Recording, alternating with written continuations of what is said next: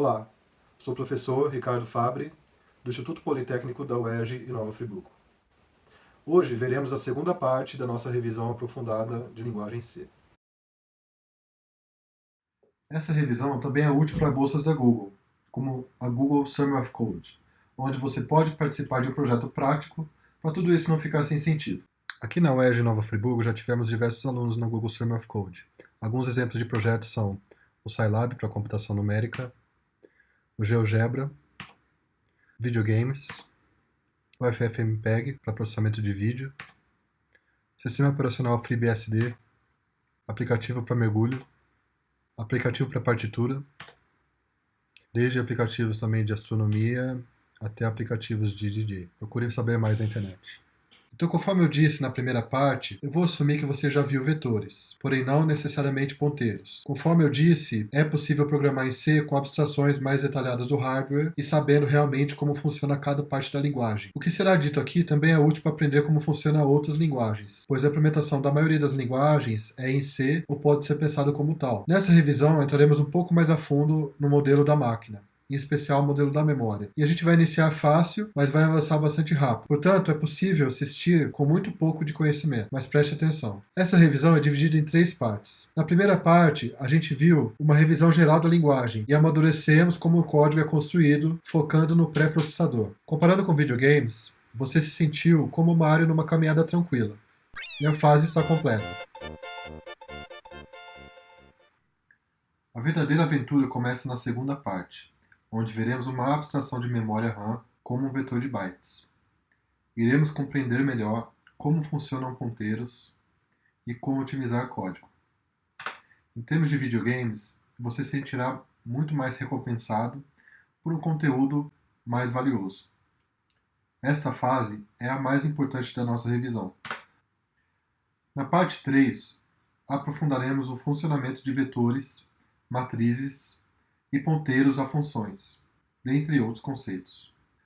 Na linguagem de videogames, você estará perto do fim, onde o pior já passou, mas há o desespero de terminar a fase a qualquer custo.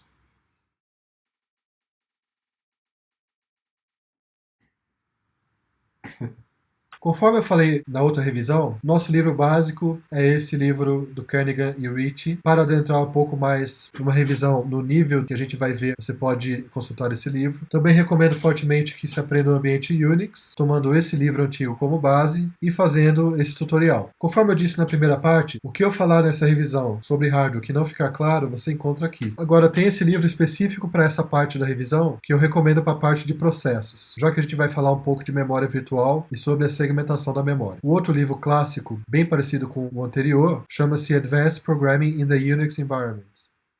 Vamos revisitar variáveis e ponteiros de uma maneira aprofundada.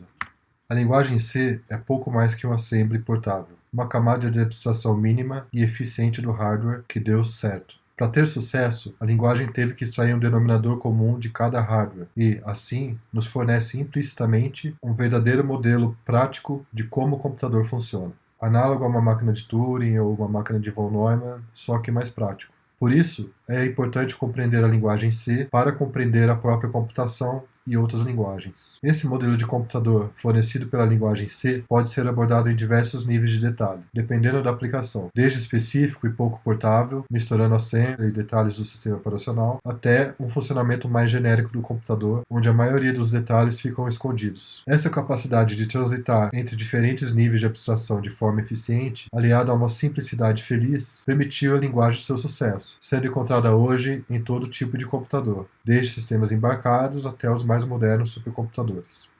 O nível de abstração em C é assumir que a memória RAM é um grande vetor. Todas as variáveis, outros vetores e código estão guardados nesse grande vetor. Nesse nível de abstração, é importante pensarmos em linhas gerais, para não ficarmos específicos a um hardware ou a um sistema operacional. Como variáveis de qualquer tipo podem estar guardadas nesse grande vetor genérico, sem interpretar o tipo, dizemos que o vetor da RAM é do tipo void, como veremos adiante. Para efeitos de programação, cada entrada desse vetor contém, tipicamente, uma unidade de dados que o computador foi projetado para processar rapidamente. Geralmente, um byte de 8 bits, mesmo o processador sendo 32 ou 64 bits. Um dos motivos para isso é a eficiência histórica para o processamento de símbolos de texto ASCII. Por isso, um byte em C é até chamado de char. processar. Porém, muitas vezes, essa unidade de processamento pode ser maior ou menor. O hardware é otimizado para indexar os bytes desse vetor e tomar, por exemplo, a entrada 1, 2, 3 ou i desse vetor de maneira rápida. E também é otimizado para fazer contas ou guardar instruções. Os índices seriam os endereços de memória. Já a indexação dentro do byte, ou seja, uma indexação com granularidade inferior a 1 byte, requer mais instruções para realizar um cálculo na CPU, shift, etc. O byte, visto como um vetor de bits, é chamado de bit field, e há bibliotecas para ajudar a indexação de bit fields. Como podemos ver a diferença entre um processador 32 e 64 bits na nossa abstração? Trata-se do tamanho dos registradores, que são as memórias de acesso direto e mais rápido pela CPU. O registrador é projetado para ser rápido em armazenar inteiros e, principalmente, inteiros que representam um índice a esse vetor de bytes na memória RAM. Com 32 bits, podemos indexar 4 GB diferentes e, com 64 bits, podemos indexar 16 exabytes. Claro que na prática nem todos os 64 bits são necessários para indexar uma RAM típica de 16 GB. Então, o que estou falando é apenas um nível de abstração. Os detalhes podem diferir para cada arquitetura. Em termos de velocidade de acesso nesse vetor, podemos assumir que é igualmente rápido acessar qualquer elemento da RAM, por exemplo, este elemento. No entanto, a gente pode também incluir nessa nossa abstração grosseira um pouco mais de detalhes sobre o funcionamento do cache, mesmo que de maneira bastante simples. Então a gente vai incluir o fato de que, uma vez acessado um elemento da RAM, torna-se mais rápido acessar os elementos próximos a ele, e essa velocidade decai na medida que a gente vai acessar elementos mais longe desse elemento central que a gente acabou de acessar. Falando em termos bem grosseiros, podemos assumir que os elementos mais rápidos de reacessar seria o próprio elemento, seguido de alguns bytes em torno desse elemento. A gente pode pensar de maneira qualitativa que seria da ordem de um word. Depois seria um pouco mais lento, porém ainda rápido, acessar elementos dentro de um raio maior de bytes, da ordem de um cache line. E podemos ter vários níveis ou unidades de cache. Assim, para nossa abstração grosseira, word e cache line nada mais são que unidades de cache. Podemos, então, grosseiramente definir uma word, em termos de velocidade de acesso, como sendo a unidade mais rápida de acesso após o byte. Tudo isso em termos gerais, ok? Estou dando uma definição bem grosseira e qualitativa que é útil para a programação. Na realidade, o word ele é definido como o tamanho do registrador do computador. Na prática, ao programar, você vai poder abstrair e considerar o word mais ou menos como uma unidade de rápido processamento e indexação após o byte. Tipicamente, depois temos os cache lines, que, para o nosso propósito, serão também definidos de maneira qualitativa como os tamanhos além do word, que são os próximos mais rápidos de indexar, uma vez que eu acessei um elemento do vetor. Podemos também conceitualmente pensar que entre o byte e uma word, temos as unidades de dados mais rápidas de calcular e ler e escrever. Até como exercício, você pode tentar escrever um programa para fazer acessos aleatórios à memória e tentar descobrir experimentalmente qual seria o tamanho efetivo de cada nível de cache, ou seja, de cada salto no tempo de acesso vizinho a um acesso que você acabou de fazer. Esta abstração da memória como um vetor contínuo não passa de um mito, pois, em primeiro lugar, a RAM está aparecendo como uma coisa só.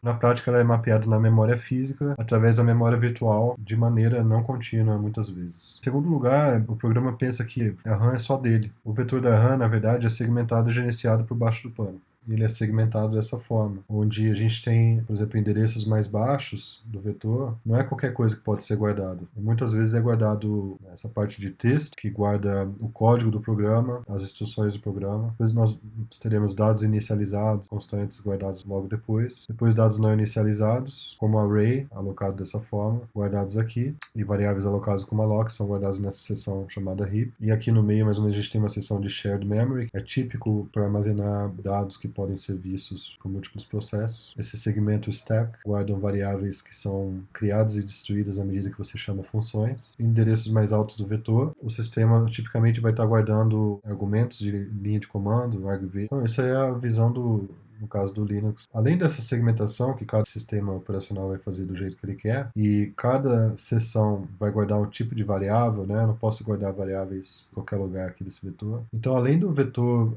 ter seções reservadas para certas coisas, que são os segmentos, também temos cada seção do vetor está sendo mapeada por baixo do pano pelo mecanismo de memória virtual para outras localidades reais. Por exemplo, eu posso ter uma seção aqui da memória guardada numa parte do chip da memória RAM e uma outra seção que a gente pensa que está contida contígua em termos de endereço, mas na realidade ela está guardada em outro local totalmente diferente da memória RAM física. E essa seção, por exemplo, pode estar mapeada num disco. Então toda vez que eu acessar aqui, ele vai ter que buscar do disco para a memória, e essa aqui pode estar na RAM de novo, e disco. A gente pode ter seções aqui que na verdade criam hierarquias de caixa, que pode estar puxando da rede para o disco, do disco para a RAM. Por baixo do pano pode estar acontecendo mil e uma coisas, e a gente acha que é um vetor contínuo. De qualquer forma, essa abstração é muito útil para a gente.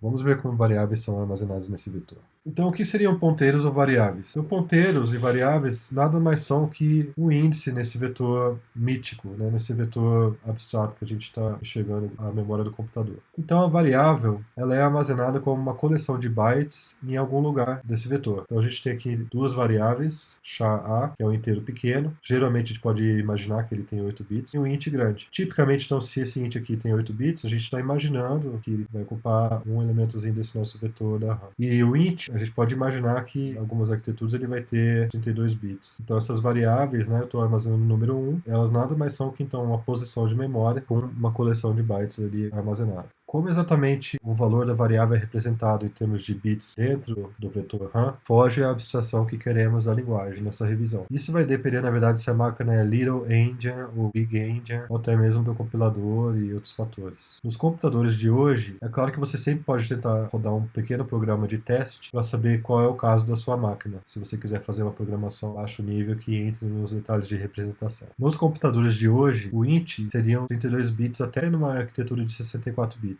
Para representar uma variável em C, precisamos então da posição, como eu falei, do primeiro byte dessa variável na RAM. A gente precisa também saber o número de bytes, que é o tamanho que a gente vai ter a partir dessa posição para representar essa variável, e de uma forma de interpretar esse byte, de interpretar os bits que estão dentro de cada byte da representação. A posição da memória da variável é o endereço da variável. A quantidade de bits, né, tamanho da variável, a quantidade de bytes, que a gente está pensando em bytes aqui, a quantidade de bytes ela é o tamanho da variável que a gente pode obter dando um size of char ou size of int, por exemplo, no computador. E a representação, né, a maneira de como eu vou interpretar esses bits aqui dentro, o compilador vai saber porque a gente está dando um tipo para a variável. Né? O que seria o tipo, então? O tipo é a maneira de interpretar esses bits aqui nesse vetor da memória. Então eu tenho a posição inicial, o tamanho, e o tipo vai ser, então, como interpretar esses bits aqui. Eu também posso ter uma variável com o mesmo tamanho, mesma posição inicial, mas o jeito de interpretar é diferente, então vai ser outro tipo. O endereço da variável nada mais é que esse índice aqui nessa memória RAM. É no espaço de endereçamento do processo que você está rodando na máquina. Então, eu tenho um índice aqui nesse vetor. Em C, a gente usa a notação end A para o endereço de A, ou o índice da variável A na RAM. Uma forma simples de lembrar, até engraçada de lembrar, é se você pensar no end como uma palavra, que é o nome do símbolo, então você pode lembrar que toda vez que eu fizer end A, eu estou pegando endereço da variável A. Então, a gente vê que ponteiro e variável é a mesma coisa. O ponteiro é o índice nesse vetor RAM e a variável também é o índice nesse vetor RAM com algumas informações associadas. A diferença é que ponteiro vai acabar sendo melhor para representar os índices em si e a variável vai ser melhor para representar o conteúdo do que você está armazenando a partir daquele índice. Apesar dos dois, na verdade, ser apenas um índice, um tamanho e uma forma de interpretar, quando eu fizer uma conta com ponteiro, toda a conta e as operações da linguagem já estão fáceis de fazer nos índices. Eu estou usando a representação de ponteiro para variável. A representação da linguagem, interações, etc., são otimizadas para mexer no conteúdo se eu estiver fazendo uma representação por variável. A distinção é fundamentalmente uma distinção de linguagem. Mas o que é o ponteiro? O ponteiro é um endereço também, então é um índice. Então, o endereço da variável é ponteiro para aquela variável. O endereço de A é 0, o endereço de B é 47. Então, para a gente praticar um pouco essa representação, B, ele é a linguagem, ela vê esse símbolo como sendo igual, porque a gente tinha guardado 1 aqui nessa variável B. Né? Agora, se eu fizer o end de B, o endereço de B, a linguagem chega como sendo o índice do primeiro byte da variável. Então, se eu declarar esse ponteiro, então isso aqui é um ponteiro, int estrela p, é um ponteiro para int, ele vai guardar então o endereço para int e a gente vai estar guardando nele o endereço de b. Então, o que está guardado no p? Esse númerozinho 47 e também, como ele é int estrela, também vai estar armazenado dentro dele o fato de que quando eu somar 1 nesse 47, né, a unidade dele é o size of int. Então, se o size of int é 4 bytes aqui no caso, eu somar 1 no p, ele vai pular 4 no 47. Ao passo que se eu tivesse char estrela P e somasse 1, ele ia do 47 para o 48.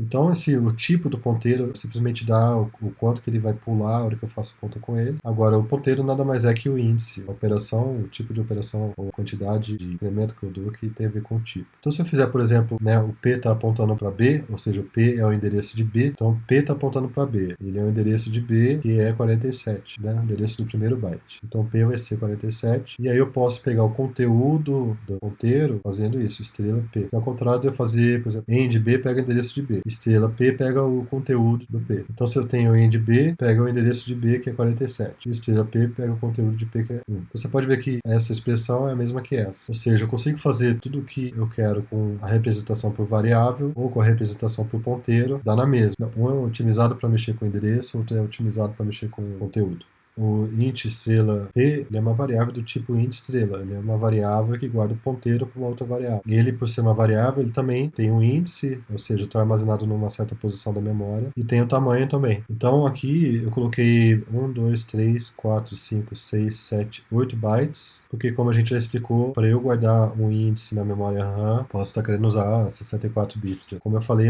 tem hardware que, mesmo guardando tudo isso na memória, para o tamanho de memória que tem hoje, o hardware vai ler só uns bytes aqui, porque ele não precisa de uma memória tão grande que precisa de 64 bits para indexar. Se eu chamar esse vetor RAM de RAM, por exemplo, assim, dessa forma, então A vai ser simplesmente RAM de 0. Ele é a mesma coisa que eu fazer o RAM do índice de A. O índice de A é 0. Aqui imaginando que o RAM seria char estrelas. Antigamente, na linguagem, a gente usava apenas um ponteiro do tipo char estrela para denotar um ponteiro genérico, cujo tipo verdadeiro depende do tipo da variável que foi armazenada nele, e cada variável é interpretada de um jeito. Mas isso se confundia com o uso de char estrela como um ponteiro para um tipo char. Então, no código, ficava difícil de saber se estamos usando um ponteiro genérico. Para explicitar o fato de que o ponteiro é mesmo genérico, a linguagem tem o tipo void estrela, que é como o char estrela, mas deixa claro que o conteúdo está sendo referenciado sem interpretação, ou com múltiplas interpretações possíveis. Ponteiros genéricos e interpretação de bytes são fundamentais em orientação a objetos. Podemos então imaginar o vetor RAM como sendo referenciado por um ponteiro do tipo void estrela, cujo conteúdo conceitualmente poderia ser imaginado como sendo voids, em vez de chars ou bytes. No entanto, um ponteiro para void não tem aritmética e não pode ser usado como um vetor. Ele foi inventado para ser convertido de imediato para o tipo que o programa quiser em um determinado instante de sua execução. O tipo de um ponteiro básico na memória é sempre um char estrela. Então, nesse caso, teríamos que converter o ponteiro genérico para ponteiro para char e em seguida usá-lo para indexar o vetor. É assim que se usa um ponteiro genérico. Agora, como temos a variável b do tipo int, que assumimos ser de 4 bytes, podemos ver que b seria a RAM no índice 47. Em seguida, convertemos para int para interpretar a posição 47 como sendo o primeiro byte de um int, porque o ponteiro para o início da RAM está sendo referenciado por um char estrela. De forma idêntica, podemos indexar pelo endereço de B, que, apesar de ser um ponteiro para int, vai guardar o endereço de B em bytes. O que muda de um int estrela para um char estrela é a aritmética da indexação, mas os valores em si dos índices são sempre em unidade de char. Gostaria de ressaltar que o vetor RAM é apenas implícito no código C. Ele representa o espaço de endereço da memória do programa. Na próxima parte dessa revisão, iremos entrar em mais detalhes no funcionamento de vetores. E aqui, para praticar, é claro que se eu tiver o P endereço de B, eu tenho uma variável nova que está guardando o endereço de B, então eu posso pegar o endereço do endereço, o endereço dessa nova variável, que seria esse índice aqui, e guardar numa variável Q, então a variável Q vai estar guardando ponteiro para ponteiro. E eu posso também acumular, posso fazer ponteiro para ponteiro para ponteiro, só você lembrar então que é o endereço de cada coisa. Então nessa apresentação vimos a memória como um vetor, a abstração do cache para a programação, variáveis e ponteiros dentro da abstração da memória como vetor, e começamos os ponteiros genéricos, que serão falados mais na próxima parte. Então assistam a parte 3, onde veremos mais detalhes sobre o funcionamento de vetores, matrizes, ponteiros para funções e structs. Um abraço.